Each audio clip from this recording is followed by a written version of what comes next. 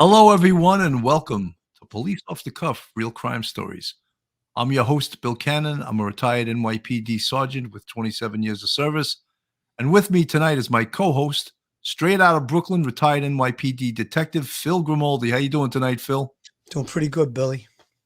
We're going to do a recap tonight on some of the biggest cases that we featured on this show in 2021. And that doesn't mean we're going to take a deep dive. We're just going to go into them a little bit and remind you guys what we covered in 2021. But first, let's go to the Police Off the Cuff theme song.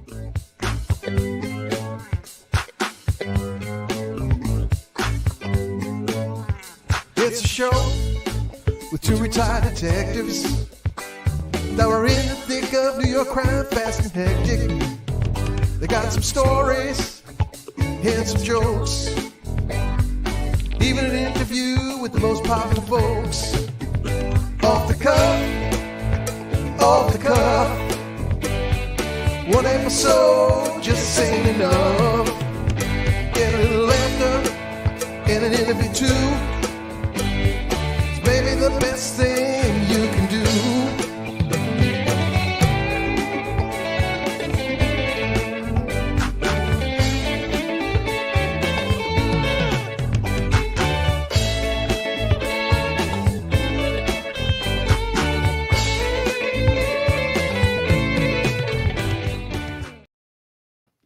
Hello, folks.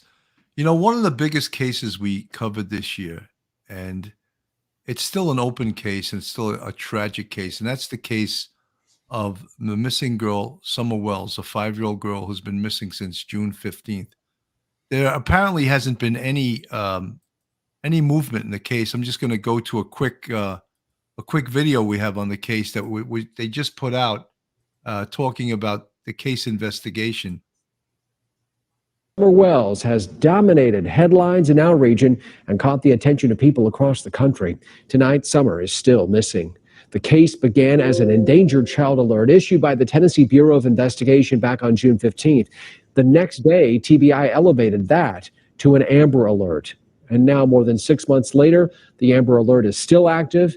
In recent months, people have met to search for Summer and to pray for her return.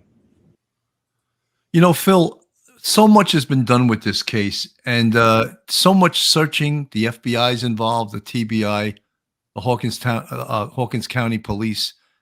And as far as we know, there's been no real developments in this case.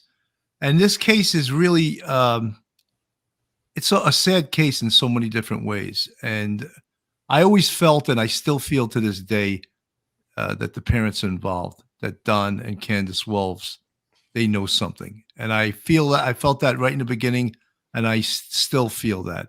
And I think that perhaps in the beginning, I thought that they potentially could have been the ones that killed her. But what I'm thinking is that potentially Candace Wells may know who took her, or potentially given her child to someone to keep the child away from Don Wells. And that's my theory right now. I have no specific evidence other than a hunch and my investigative experience to point to that. What are your feelings, Phil? Wow, that's a change, Billy. I'm a little bit surprised by that. But listen, as things develop, obviously, you go in a direction that's most likely going to take you to the path that's going to solve the case. And just a quick rundown: June 15, 1830, she's reported missing by the parents. Extensive search begins. Tennessee Bureau of Investigation, as well as the FBI and the local police, join in the investigation. Amber Alerts, etc. Candace and Don do multiple media interviews, obviously with a bad look, apparently either drunk or intoxicated on drugs or some substances. Later on during the investigation, in July 27th, which was about a month and a half later, the other children in the home were removed. We had actually called for that on our show, and within a few days or a week or so of us talking about it, sure enough, lo and behold, they were removed. I think that there is definitely some culpability on Candace's part, almost, I would say 99%, based on the way she acted on several interviews.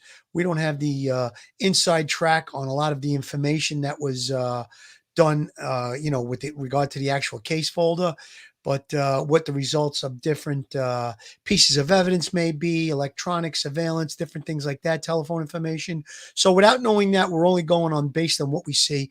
And she did some things in interviews that led us to believe she knows about the whereabouts of Little Summer. Hopefully, with the help of God, she could still be alive.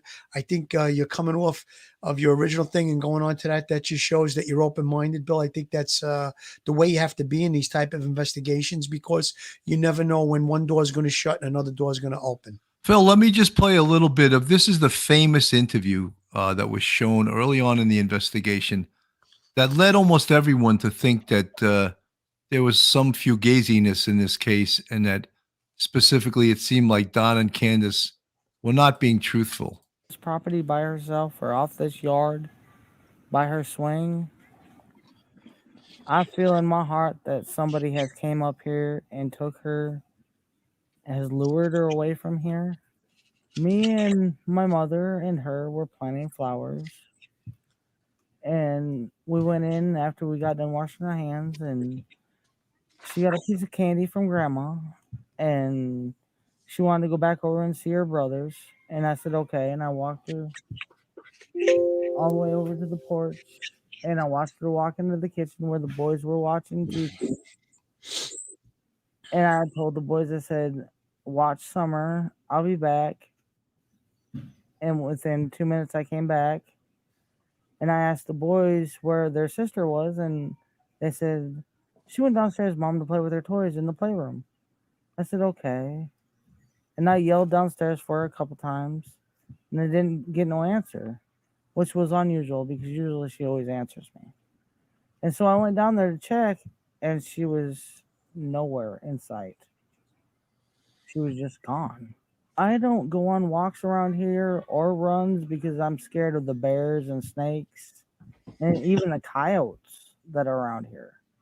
Well, whoever has my daughter, I pray and hope that they have not harmed her and they bring her back to us safe and sound. Just go to the FBI, the police, and clear it up. I mean, I don't know. It seems kind of elusive. It's really strange that I've never seen this truck, and I've never heard of it until just recently. But I wish they would come forward and explain themselves. Hey, Bill, could you stop it there 1 second, please? Forward and say, I think you might be onto something, Bill, because that would explain her calmness in explaining all of this. And she said, I hope whoever has my daughter, like she almost like a pre-foregone conclusion that she knows someone has a daughter. You might really be onto something, Bill. Well, right from the beginning, they spoke sometimes in past tenses. Just Yes. they just didn't seem believable to me. And, look, 6 months later, they're not changing their story. A lot of law enforcement agencies and a lot of folks, they always point to the lie detector test. I don't give a shit about lie detector tests. I've never ever used a lie detector test on the NYPD. My detectives were the lie detectors, and they figured out who was lying and who wasn't. We didn't need that stupid test because it proves nothing, and it's not admissible. Let me just play a little more of this, and we'll get back to talking. She was a tomboy. I shaved my head. She wanted to have her head shaved like me and the boys did. She tried to shave her head She tried in to the shave her back head and make herself. it. I think you can see it in some of the pictures, and it was getting out of control. So we decided to shave her head off and let it grow back long, and she shaved her head so she wouldn't feel bad, and but it didn't bother her at this point. Well, I knew right away that she was abducted. I knew that right away, and that's what I told them from the beginning. But they have to go through their, I forget the word. Investigation. They have to do one step at a time, I guess. But I'm sorry that they had to spend so many man hours in these woods and everything. I've seen them limping and everything else, and I feel for them. But I just wish there was a way that neighbors could search neighbors' houses, and then if they're not willing, get a search warrant or something. But there's just no way you can search every single house, in the eastern United States or whatever. but I wish there was a way. Just thankful for the person or persons that's doing that, out of love, I and appreciate it. trying to get information and trying to get her found. We thank them from the bottom of our That hearts, means a lot. and we thank everybody who's trying so hard and praying so hard. And she's an awesome young lady, and we just want her back. When this investigation and the history of it, when they look into Don's background, he's been arrested numerous times. He has a history of sexually abusing his own sisters.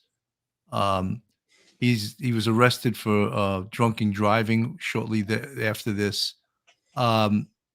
Candace also, she had other children removed, and during this investigation, they removed the 3 boys. And we were also, as part of this investigation, we were privy to seeing their house, the inside of their house, which was actually videotaped by another YouTube content creator.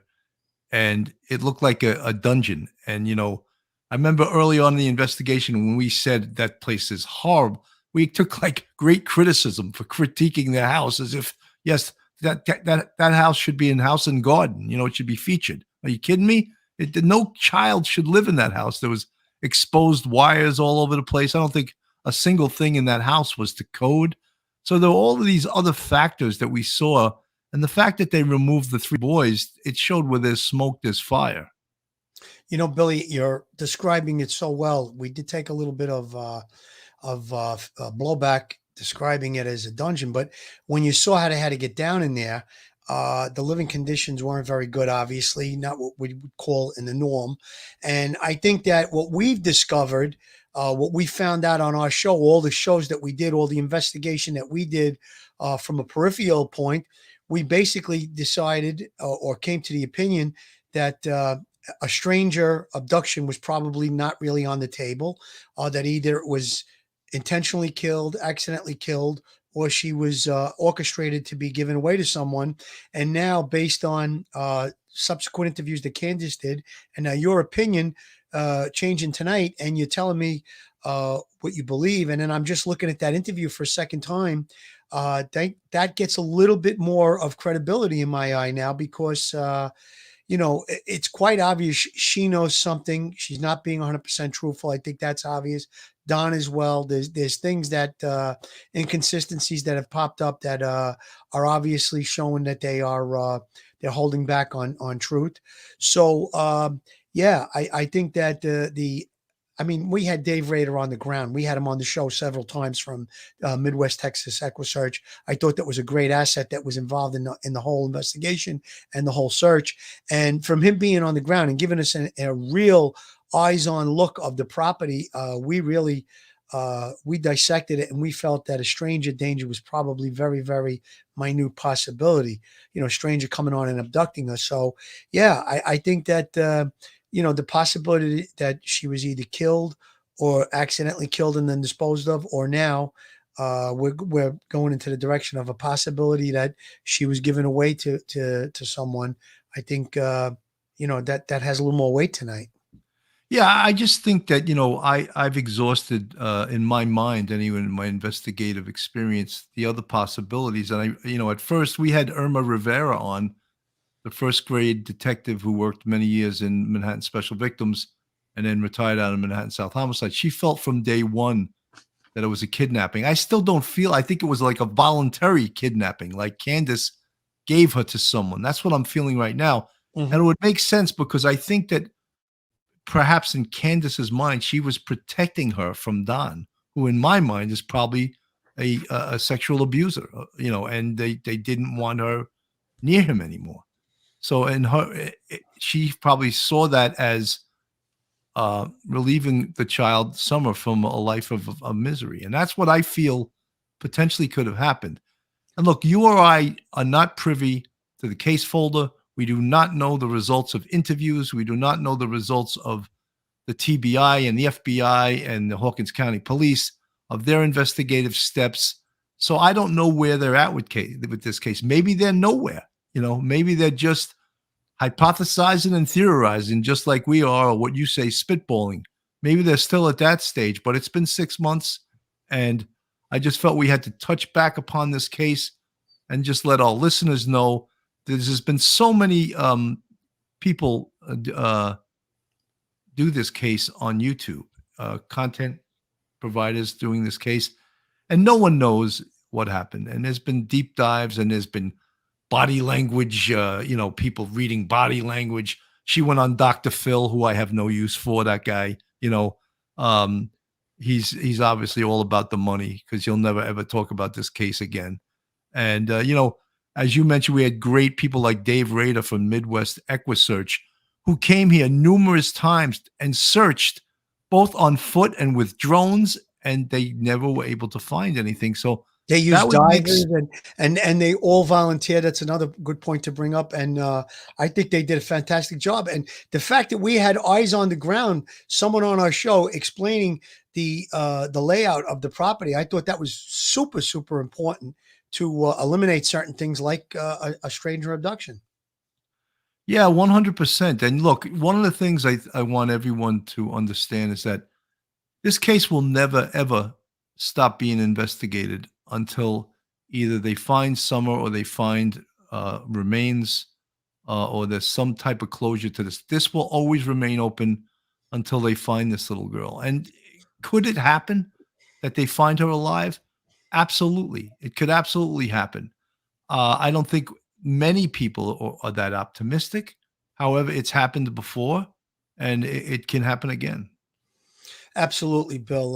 That would be a prayer from God. That would be a blessing, be a miracle. And, I'm be honest with you, I'm a little taken back by how strong you seem to be on that she may have been, orchestrated kidnapping or given away, basically. So, that's it's kind of a new development in my mind. Well, Phil, I've run hundreds and hundreds of homicide and major cases. And one of the things I always learned was, when your investigative theory at the beginning isn't working out, change direction. Yes. And you can change direction. And all good investigators know how to do that and why you should do that. Because if your investigative direction isn't going, or doesn't seem plausible anymore, change direction. And I've done that hundreds of times on high profile murder cases, kidnapping cases, all kinds of cases. And you change direction, and you do that with, when I talk about hypothesizing and theorizing, one of the most important things that investigators do is they stand around, or they sit around with 10, 15 investigators, and they do what you said. They spitball. They talk about the case. What do you think? What do you got? Who have you spoken to? What did this person say? What did that person say? What came back with the drone search? Anything? Did you speak to Midwest Equisearch? All of those things, you put it together, and then you come to certain conclusions, and if necessary, you change investigative direction. 100%, Billy. I can't tell you how many times on major cases, high profile, whatever it was, there'd be a bunch of us standing around, and there'd be some guy in the group of detectives that, when it first looked like it was going in this direction, he wanted to stay in that direction. But for me, I always try to keep an open mind, and I would always try to recreate the steps of what was going on. Like, for instance, they're talking about it's 6:30 at night when she's reported missing. If it was a stranger abduction, it happened probably around the early evening, 5:30, 6 o'clock time frame. Now, it was light out that day. There's 13, 14, 18 dogs, whatever it is in the property. It's not something that's well traveled. It's a kind of a secluded property. So I thought it was very, very unlikely, based on the stuff that Dave said, that it was going to be a stranger abduction. So that's where I got to that in my mind. You know what I mean? And I really love the fact that you have to change direction. Sometimes you have to keep an open mind. The guys that were stubborn about it, I would fight them on it tooth and nail if I really felt strongly about it. And listen, sometimes you have to eliminate things. I get it. But you can't be afraid, if you're going down a road and you hit a roadblock, to back up and start in a different direction, because that's the way investigations go. 100%. And I just want our listeners to understand that. And in no way, there's no geniuses in the investigative business.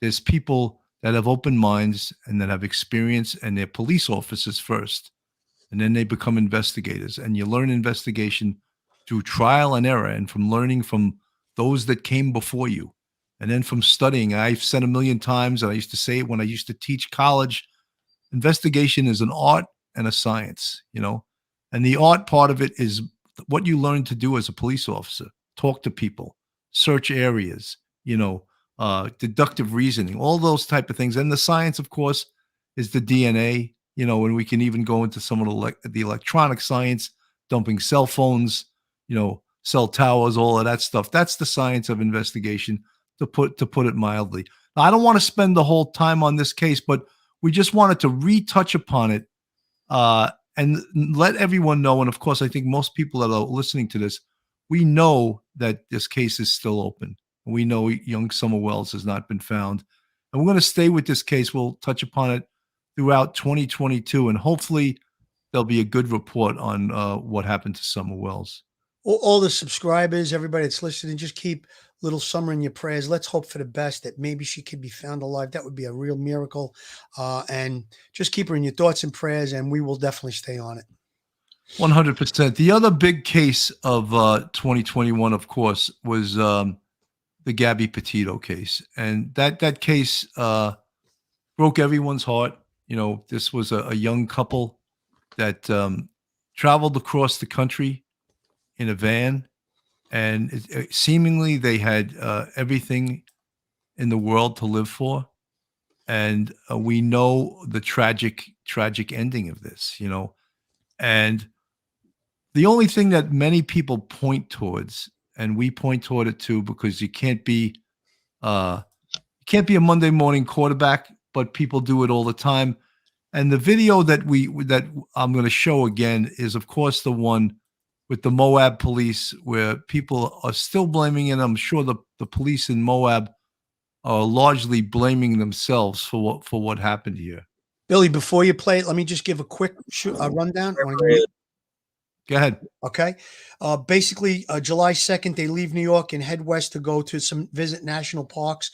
Through July and August, they document most of their trip on YouTube to create like a podcast, sort of like a travel podcast. August 12th is the video you're about to play, where they get in the dispute with the interaction with the Moab police in Utah. August 17th, Brian flies back to Florida, allegedly to empty some storage locker. 21st, Gabby speaks to her father, orders food for her. She stays at a hotel for a couple of days. The 23rd, Brian returns. That's August. The 24th and 23rd, she FaceTimes with her mom. 25th, they're in Grand Teton National Park. 27th, that's the fight at the restaurant where things get a little crazy. The restaurant is called the Something Piglet. I forget the first name, but he was being described that day as being really out of control. 30th, they try to get information. The mother and father trying to text, and they believe a text message is sent from her phone, but they don't believe it's Gabby. 1st of September, Brian returns to Florida. The 11th, missing persons report is made. And then all the other stuff that took place regarding finding Gabby's body, and then the subsequent suicide of Brian Laundrie. Is showing some obscure driving, possibly.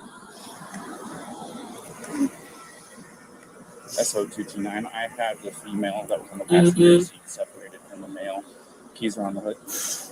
You want to tell me what's going on? Yeah, I don't know. It's just some days, because sometimes I have OCD, sometimes I can get really frustrated. Not like mean towards him. I just I guess my vibe is I hear him like in a bad mood. And I was just saying, I'm sorry if I'm in a bad mood. I've just been really stressed. I had so much work I was doing on my computer this morning. What do you do for a living? Well, I used to work at an organic juice bar, but I just quit my job. Okay. I was a nutritionist. That's my job. Cool. And I just quit my job to travel across the country, and I'm trying to start a blog. I have a blog and stuff. So I've been building my website. So I've just been really stressed, and he doesn't really believe that I could do any of it. So that's kind of been I don't know. He's down there. I don't know. We've just been fighting all morning, and he wouldn't let me in the car before. And then why wouldn't he let you in the car? Because of your OCD? He told me I needed to calm down. Yeah. But I'm perfectly calm. I'm calm all the time. And he really stresses me out. And this is a rough morning. Well, why don't we do this? Why don't I sit you down in the back seat of my car? You're not in any trouble, okay? I'm not going to be putting handcuffs on you. You obviously don't have any weapons. I'm going to get you into the air conditioning, let you take a breath, relax a little bit, and then I'll come back and talk to you in a few minutes, okay?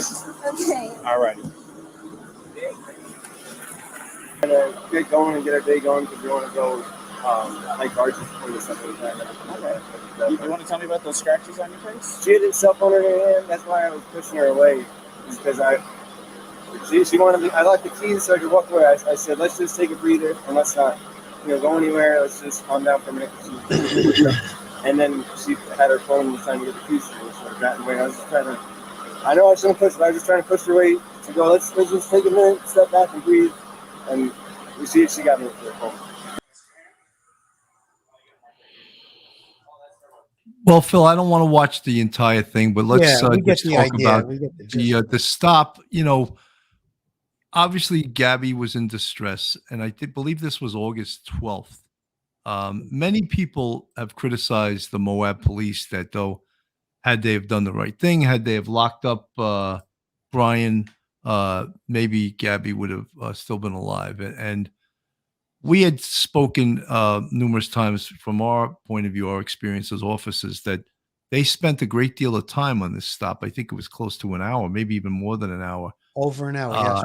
And it seemed like that they, in my point of view, that they did a pretty good job. Absolutely. Police officers are not psychologists. They're not social workers.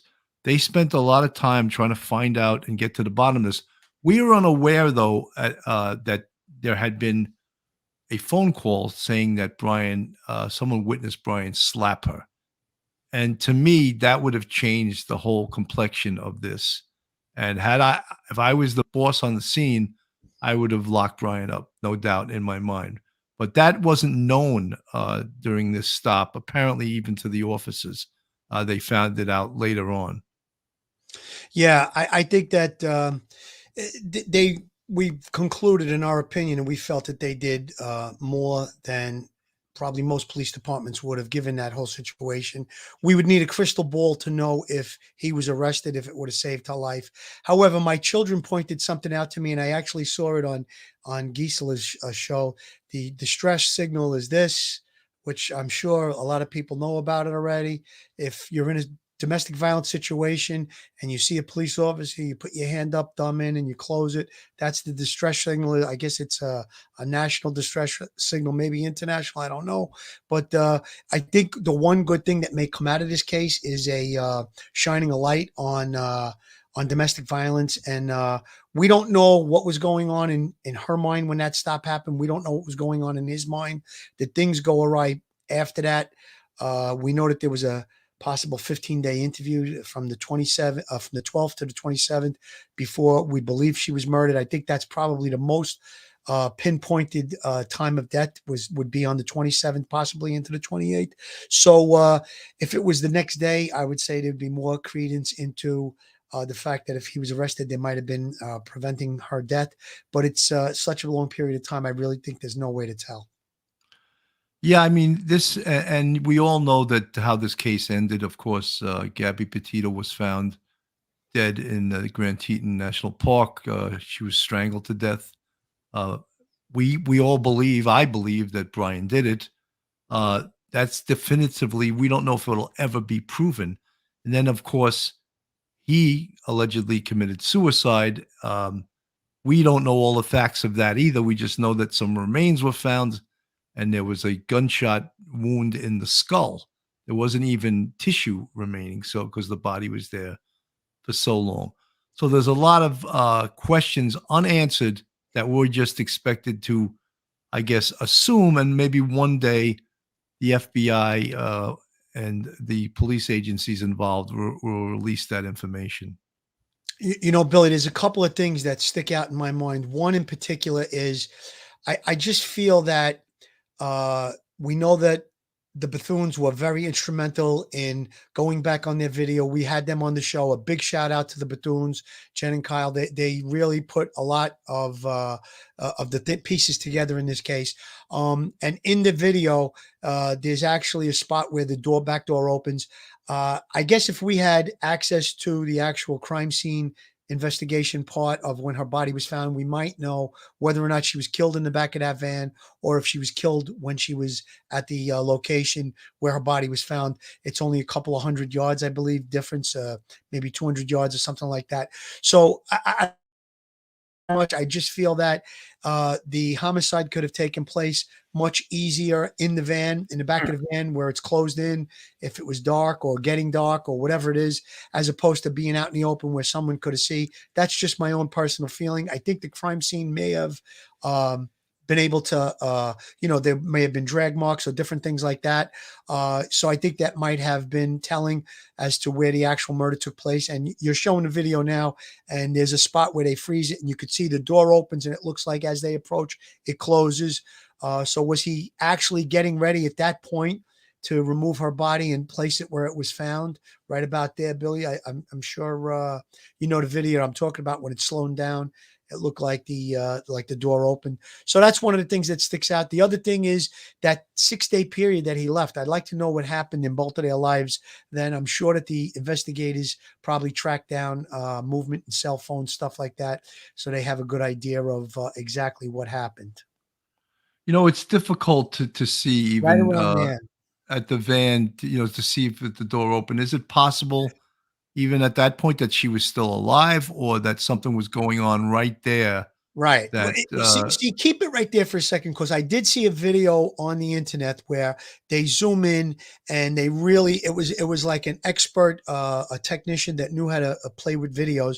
And you could see that there's like a pair of slippers right outside the door, and the door starts to open and then it closes.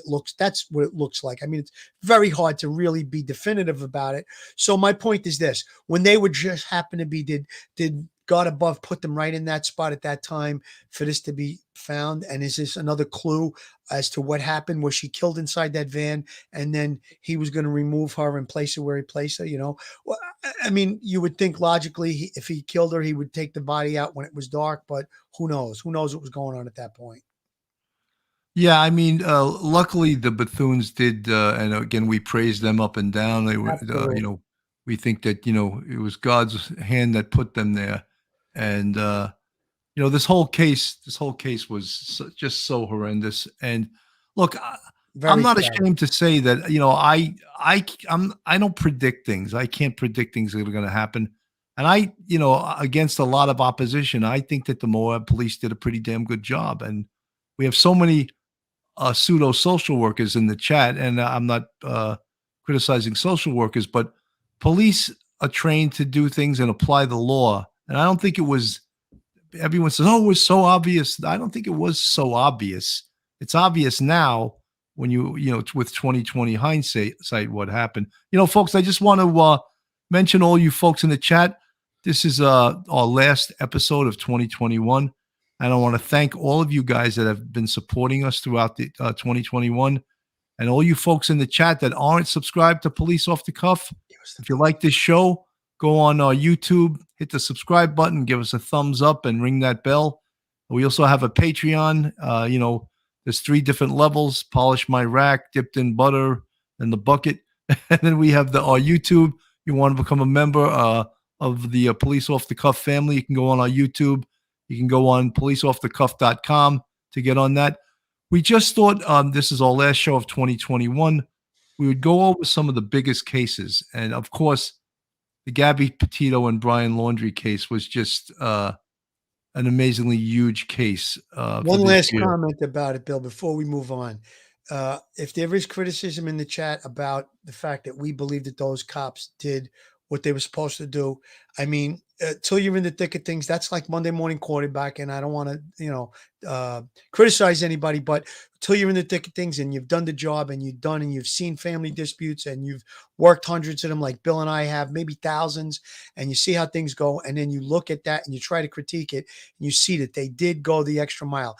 Would we all love for him to have been arrested and Gabby's life to be saved? 100 1,000,000%. However, it didn't go that way. But to criticize them now and have a crystal ball in your hand and say, oh, she would have been saved, we don't know that. We can't say that. And I just want to say this is coming from two professionals with almost 50 years of experience, and we both have the same opinion about that. Those guys did above and beyond on the call of duty, as far as I'm concerned. Lisa Jennings, the Moab police did the best they could. I'm sure they are beating themselves up right now. You know something, Lisa? You're 100% correct. Of course. They probably are. They feel terrible. You know, yeah, they all feel terrible, and not that they could have prevented what occurred, but they definitely do. They do feel terrible, I'm sure. Joe Murray, Brian was a peace-loving man who wouldn't even drink water out of a bottle. Joe, where are you getting that from? I shouldn't have read Joe Murray's comments sometimes. I regret reading it. No, I'm just kidding.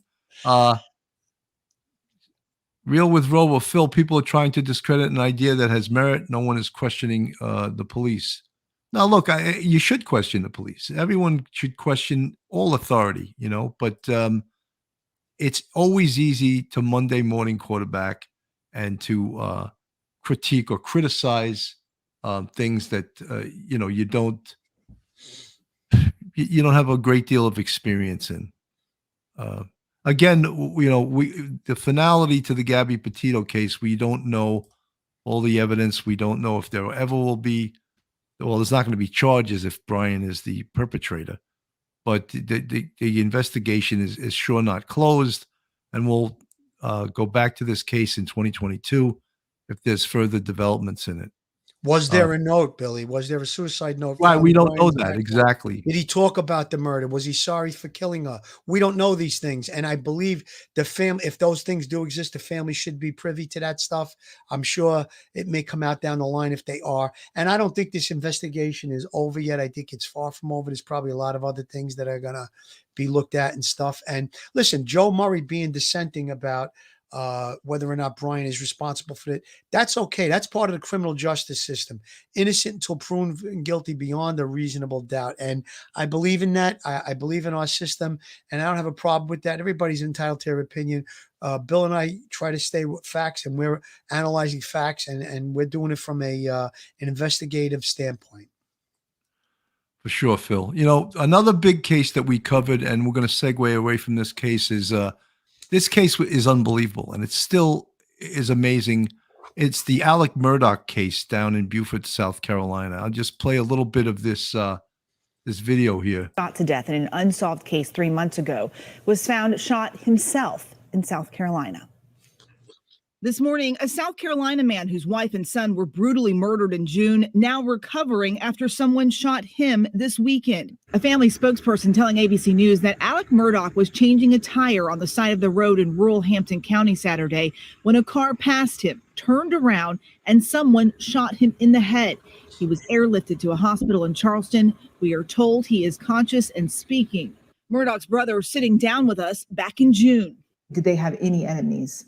I really don't know of any enemies. You hear all this talk on the, social media with regard to Paul, but I don't know of anybody that would truly be an enemy or truly want to harm them. The brothers asking for the public's help after Alec's wife Maggie and their 22-year-old son Paul were found murdered at the family's hunting lodge.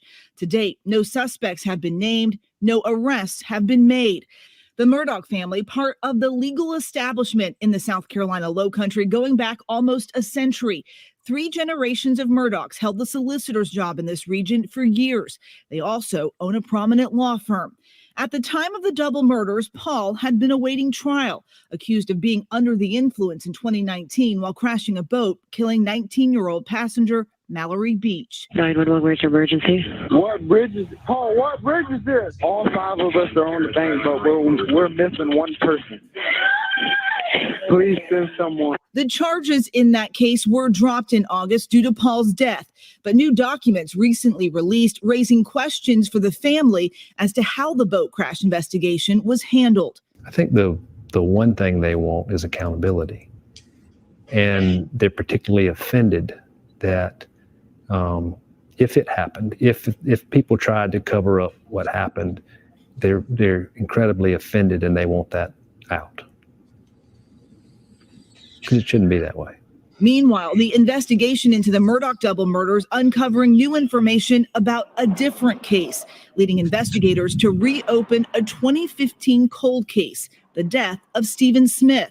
Smith's body was found more than 6 years ago in the middle of a road in Hampton County. His family says how he died has long been in question. I'd be happy to see all this, laid out on the table, finding out who did it, why they did it.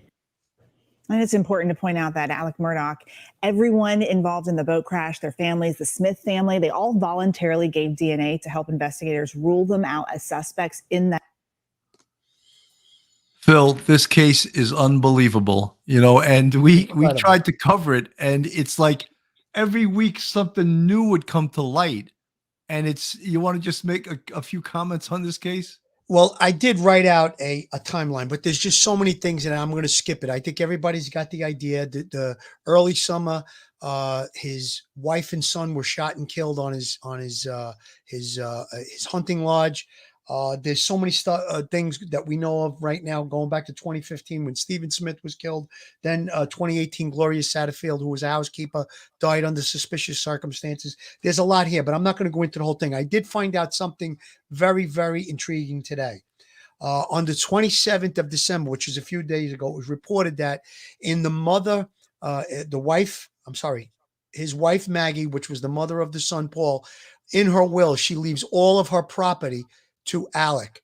The executive of the will was her sister, and it was crossed out, and written in was the patriarch of the family, which was, I believe it was the grandfather. It was Alec's father.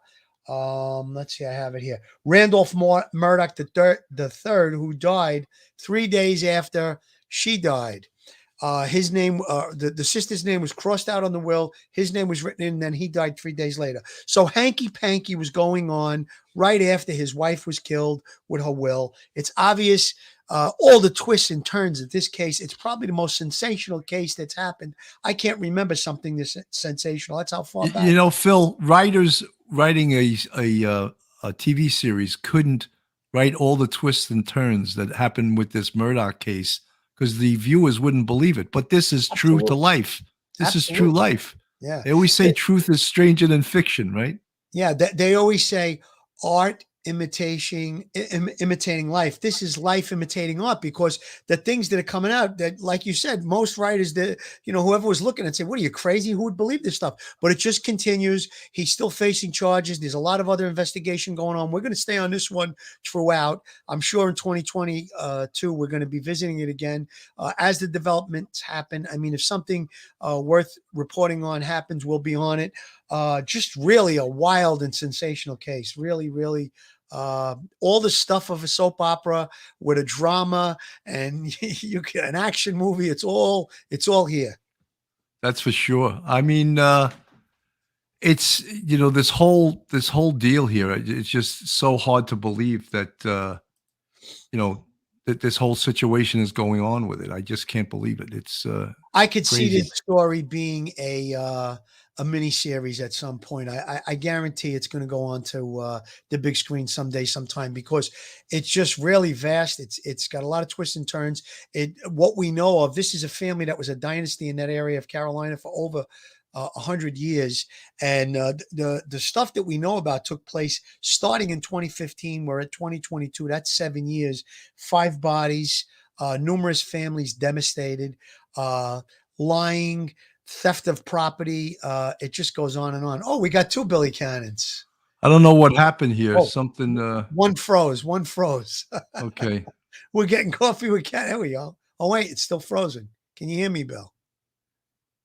Oh, I lost Billy. I may have to go on without him. Let's see. Billy, are we still we're still live.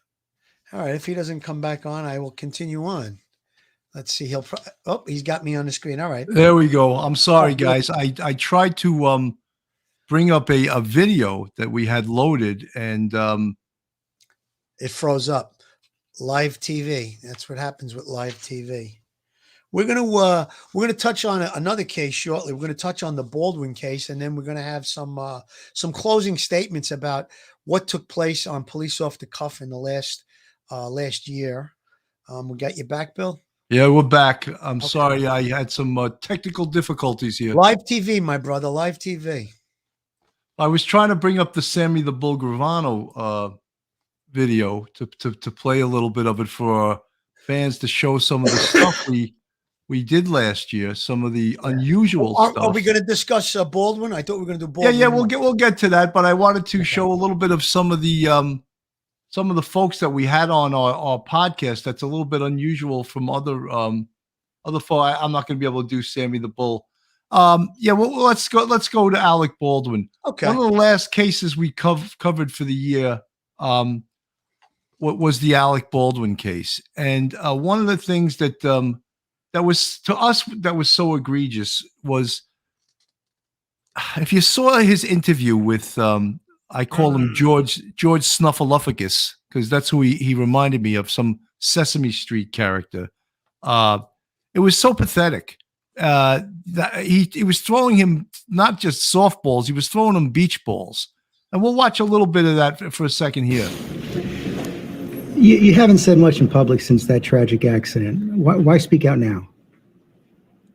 Well, I think that there's a criminal investigation, and that could be a while. There's all kinds of civil litigation, and I felt there were a number of misconceptions, most of it from sources I really wouldn't concern myself about, but a couple that I did concern myself about, where there were these authoritative statements about this is what happened. The sheriff's department hasn't even released a report to the DA yet. The reason I wanted to sit down with you is because I really feel like I can't wait for that process to end in February, March. I mean, I'm not asking them to speed it up for my benefit. That's ridiculous. But I am saying that they're going to do what they need to do. And I wanted to come to talk to you to say that I would go to any lengths to undo what happened. I would go to any lengths to undo what happened. I think the big question, and the one you must have asked yourself 1,000 times, how could this have happened? Well, there's two things I want to say about that. One is that when I talk about this, my concern is that I don't sound like I'm the victim. Because there is a victim. There's a woman who died. And my friend got shot. He's my friend. And she was a new friend. I met her and we worked together on some of the mapping out of what we're going to do on the film, which, you know, in the movie terms, if you go make a movie with Scorsese, you and the DP don't sit down and they solicit your ideas of how to make the film. You know what I mean? In the case of Helena, we sat down collaboratively and talked a lot about what we wanted to do in that a precious amount of time we had. Well, we had gone over this interview sort of ad nauseum, and the fact that it seemed like an infomercial for Alec Baldwin to get rid of his culpability in this case and to show that he wasn't responsible. And we clearly showed that he was responsible with the great Sergeant John Palucci, NYPD crime scene sergeant, showed how when Baldwin said he never pulled the trigger, he just pulled the hammer back and let it go. And he showed that that's impossible to do that with that firearm. And so right there, he's obviously lying. And George Snuffleupagus never asked him a tough question in that whole interview. It was so pathetic because he's such a pathetic journalist, George Snuffleupagus, that, and then the next day on Good Morning America, he was saying it was such an intense interview. For who? Who was it intense for? Not you, and certainly not for Alec Baldwin. Yeah, yeah. You know, the whole thing, excuse me, the whole thing occurred October 21st, 2021, while they were filming the movie Rust. Bonanza Creek Ranch in New Mexico. It's being investigated by the Santa Fe County Sheriff's, New Mexico District Attorney's Office, and New Mexico OSHA, which is the Occupational Safety Hazards Administration. December 2nd, he does the interview. Now, we brought on John Palucci, who's a crime scene expert, gave a tremendous demonstration about the gun based on statements that Alec made during that interview. We also had Sergeant Steve Gardell from the movie TV unit, who's worked in and around movie sets for the last 7 or 8 years, maybe more now. He's working, retired from the police force, working in production. He gave us the rundown on the safety protocols, who should be handling a gun, who should be handling a gun. Well, they were using a real gun. Somehow or another, real bullets found their way into the gun. 2 people were shot. 1 was killed. Poor Helena Hutchins lost her life. She looked like a really nice girl. The director was also shot in the shoulder.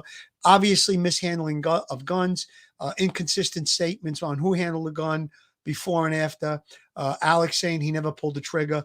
Palucci, unless the gun is malfunctioning, He proved that the gun couldn't fire without the trigger being pulled. Whether or not he remembers it, knows it, somehow or another, if the gun is functional, that trigger was pulled. We will wait and see what the investigation reveals. I'm sure there's going to be pending civil litigation as well as possibly criminal charges for somebody. I feel strongly somebody's getting charged criminally. There was just too much recklessness.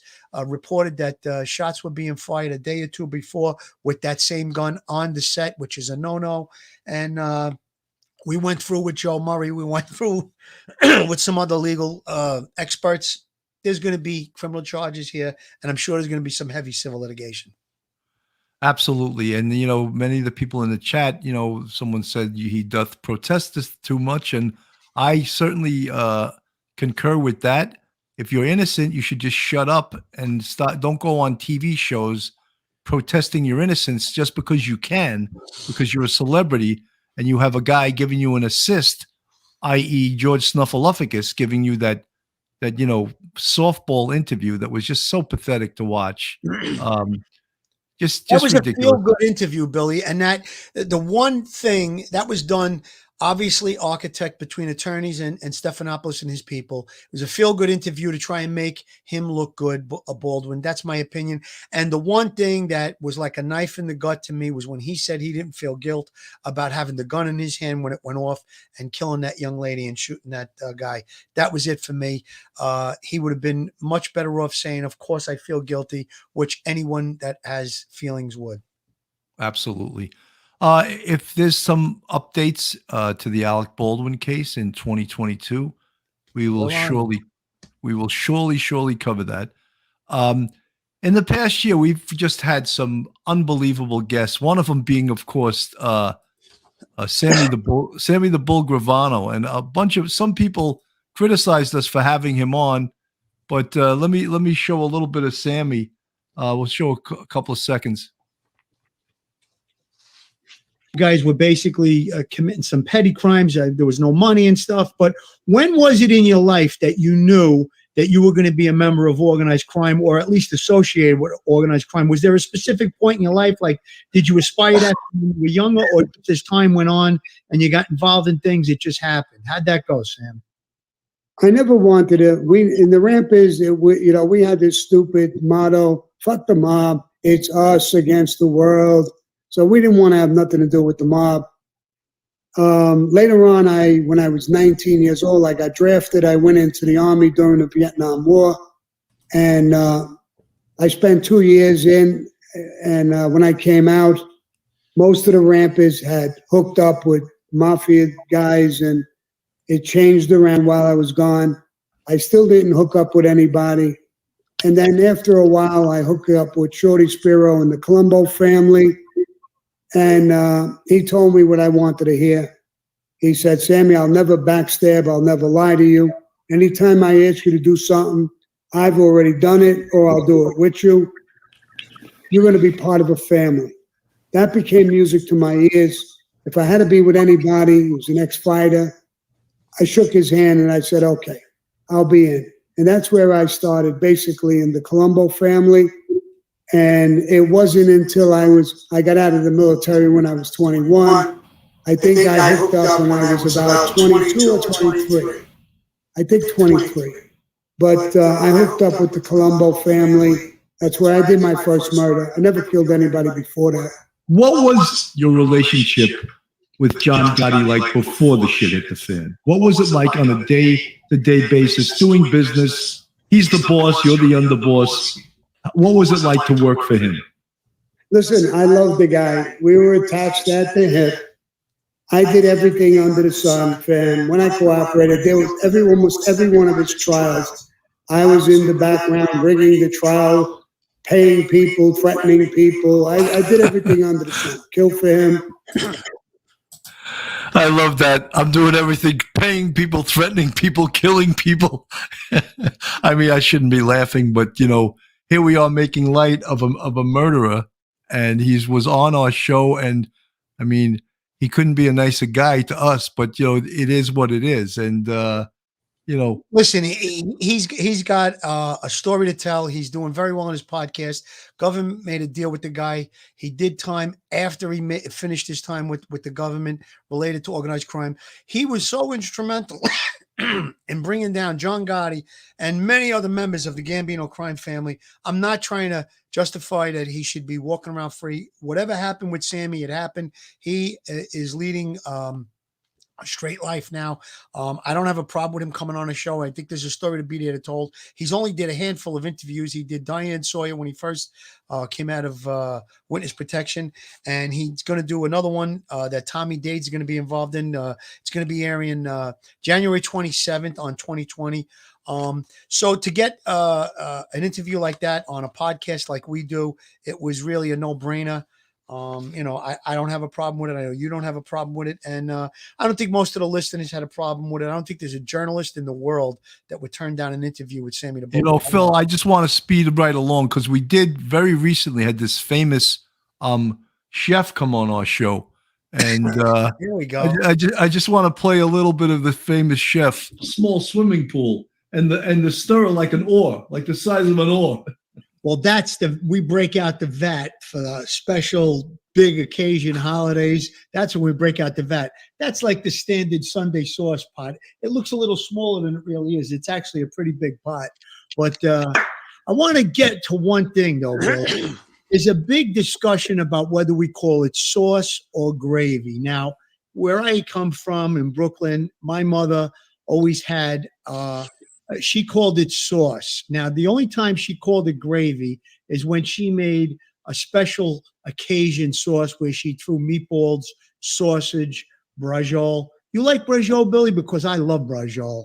Nothing like it. I love braciole. Typical Sunday sauce, that's what you'll put in there. But when she made a quick sauce, let's say a marinara, that was just tomato sauce, and you'd throw it quick over macaroni. We always refer to that as sauce. But if you guys want to watch the rest of that, you're going to just have to tune into that special one. But we're going to do some more shows like that in 2022. That was so good. But I got to explain what braciole is. A lot of people might not know what braciole is. Braciole is like a flat piece of pork. It's almost like a pork cutlet. And what you do is you put some garlic and parsley and cheese and stuff and breadcrumb, and you roll it up and you tie it with string, and then you throw it into the sauce. You braise it first and you put it into the sauce. And because it simmers in the sauce for a few hours, it's really, really delicious. Very, very good. All the Italians will know what that is. For the people that don't know, I just had to explain that real quick. And yeah, I'm looking forward to doing some more. Those are going to be quick shows, 15-minute segments, hopefully. We're going to throw them on the Patreon first, Bill. Is that how it's going to go? Yeah, we'll put them on Patreon and our members, our YouTube members, for 2 to 3 weeks, and then we'll put it out to the public because I think that a lot of people are really want to hear how Phil cooks. And then we're going to come up with some other stuff. Phil and I are parents. We're going to teach people how to be good parents, stuff like that. And you guys will be getting mad at us and say, what the hell do cops know about being good parents? Well, I raised 2 good sons and Philly raised 3 good daughters. So, we're going to give our advice because we can. It's a work in progress. And listen, Police Off the Cuff is obviously a law enforcement type podcast, but we might pop into other little areas. And we've had such a great amount of guests, a litany of different eclectic, as you say, Billy. We've had a little bit of everything as far as guests goes, and I'm waiting on reading a nice list of people. I hope I didn't leave anybody out, but when you're ready, just give me the green light and we'll go through that. Yeah, I'm just going to play a quick touch of this episode here was with the great Tommy Dades and Larry Mazza. Yeah. Larry Mazza, who was another made guy. And I'm going to put them on the screen here. We had him on. And it too much like an academy, and I started getting interested in girls and going out to clubs. So I joined up the boxing gym with Tommy, and we continued on there for a while too. And Larry, you're a kickboxer, right? I did kickboxing, yes. I was then an instructor for years. Is there a belt? Are you belted in that? I got a second-degree black belt in Florida, and it was given to me by 2 guys that are incredible fighters. Donnie Hare, who passed away, and this name that people will know, Don the Dragon Wilson. He's like an 11-time champion. Lou Neglia knows him well. Because I lost time, don't forget, in prison. While I was there, I continued to train. I trained with other boxers and martial artists. And I still do when I came home. First got out, I was doing a show at Neglia at the Capitale on Canal Street, and I was working the corner for 3 different fighters, and you came with me. Yeah, that's right. And in the middle of the night, we went to see Neglia. We knocked on his door like 2 o'clock in the morning. Yeah. That was another really interesting show. And Larry Mazza has a book out called The Life, where he talks about his life in the mob. He worked for Gregory Scarpa, who is known as the Grim Reaper. He doesn't pull any punches. He talks about the hits that he went on. And I think it was a pretty damn interesting. And that was the great Tommy Dades, who we had on the other night, who was a first-grade NYPD detective who put away the mafia cops, Louis Ippolito and Stephen Caracappa. You know, Philly, I think that we're going to probably I want to give you some of the last words. We're at an hour right now, and I wanted you to talk about do a recap on the year and what we spoke about. Well, right off the bat, you were just talking about it. The mafia cops, all right, friends of the family. Tommy Dades. I'm going to name some great law enforcement officers we had on the show, some NYPD greats, first-grade detectives. Tommy Dades, along with Joe Ponzi and Michael Vecchione of the Brooklyn DA's office, they brought down the mob cops. We got Michael O'Keefe, who wrote 3 books. He was a first-grade detective that was part of the Washington Heights riots, where he was in a fight for his life with a guy by the name of Kiko Garcia. Mikey Heinrichs, first-grade detective, one of the highest decorated police officers. I had the pleasure of working a few homicides with Mikey myself. We were in Brooklyn South together. I knew him for years. We just had him on recently. Sean McTighe, first-grade detective, 7-5 squad, instrumental case detective in the Ahmet Sanguine case. It was just an unbelievable case. Yeah, there's Mikey's rack. Next, Sergeant Stephen Gardell. I said he was from the movie TV unit. He gave us expert advice on what went on the movie set with Alec Baldwin. Sergeant John Paolucci, retired sergeant from crime scene unit, gave an unbelievable demonstration, just unbelievable, about the firing of the gun and how we took it apart, that what Baldwin said really couldn't be. Lieutenant Pete Impranzo of the Harlem Raiders, street crime extraordinaire. Boss, here's his book, his latest book. Really great guy. Him and his wife Rachella, great people. Sergeant Chris Strom, who worked in the intelligence division, he wrote a book. I don't have the name of it in front of me, I'm sorry, but he was also a great guest. Philly, he wrote Brooklyn to Baghdad. That's it. Brooklyn to Baghdad. I'm sorry. Yeah. One of the other greats in law enforcement, Joe Pastone, infiltrated the mafia. The movie, motion picture, Donnie Brasco was made based on that. Irma Rivera, first-grade detective, special victims detective. We had her on. Joe Cal, who's a lieutenant, retired, saved my life. I saved him on Christmas Day, 1983. He saved me March 1st, 1985, I believe. Long story. Then we had some criminal justice and legal people. Joe Murray, from Allegedly Guilty, an attorney, former NYPD police officer. Medical legal investigator Barbara Butcher, she gave some unbelievable information regarding several cases, including Gabby Petito. Michael Vecchione, who has 3 books, he worked along with Joe Ponzi and Tommy Dades to help bring down the mob cops. We had Judge Patricia DeMango from a hit show called Hot Bench. It's on television every day, I believe about 9 o'clock in the morning. I think it's Channel 2 in our area. Then we had cross-pollination with other YouTubers. We've had Sammy the Bull on. We've had Jimmy Calandra, who's also an organized crime associate that was part of the Bath Avenue crew. His show is doing very well. Duty Ron. I should have said Duty Ron first. Our mentor, Duty Ron. Him and Ed Wallace have a great podcast. We had Kiesler on from Grizzly Books. We had Chaz Palminteri from the motion picture world, The Bronx Tale. Sandy Blue Eyes, his best friend, his confidant, his bodyguard, also a retired NYPD police officer. We're hoping to have them on sometime early 22. Willie DeMeo, actor, producer. He's running the series right now called Gravesend, which was filming all over Brooklyn. They're down in Florida now. We did some 9/11 shows. Inspector Bobby Martin has several books out related to 9/11. Sergeant Donnie Young, unbelievable cop. went to he was deployed as a reservist numerous times to the Middle East, and then he went into the private security business. He's been there, I think, up until recently. John Sorrentino, his firehouse lost 8 or 9 guys, 9/11. He's involved with a great foundation called Friends of the Firemen. Other foundations, Dave Rader and Tim Miller, founders of Midwest Texas EquiSearch, great charity. The Gabby Petito Fund. James Ryder was on just recently from the Feel Good Foundation. Him and John Feel have done more for first responders and people that suffer the effects after 9/11 from being down there, like Billy and I. Those guys have done more than probably anybody, along with John Stewart, many other people involved in that. And we also had Michelle McPhee, a great author. I have her book here real quick. She wrote the book Mayhem about the Boston Marathon bombing. She was a great interview. Tom Delgado, who was an attorney, stand-up comic. He's now a tour guide. We're going to be doing something with Tom, hopefully in 2022 as well. That's just some of the great guests that we had. I may have missed some. I hope I don't insult anybody, but I just want to give a big thank you out too. I want to give a big thank you to Big Guns Cannon. The first time I met him was on the set of The Perfect Murder. I showed up early. Nobody was there. He was the first car that pulled up. I knew he had to be related to it. I knocked on his window. He opened it up this much. He said, "What do you need, kid?" Big Guns Cannon. Yeah. No, honestly, he opened up his window. I introduced myself to him.